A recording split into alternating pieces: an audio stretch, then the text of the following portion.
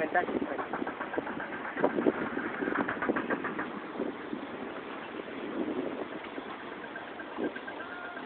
మా ఫ్రెండ్స్ వచ్చి అడిగిండ్రు, అది ఇది ఎట్లా నిలబెట్టిండ్రా ఇట్లా నిలబెట్టిండ్రు అంటే పడకబెట్టి కట్టి పైకి లేపావన్నా.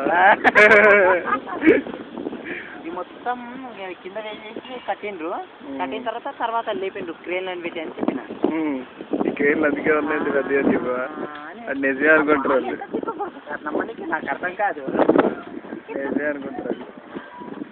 నిజమే అనుకుంటుండ్రు కదా.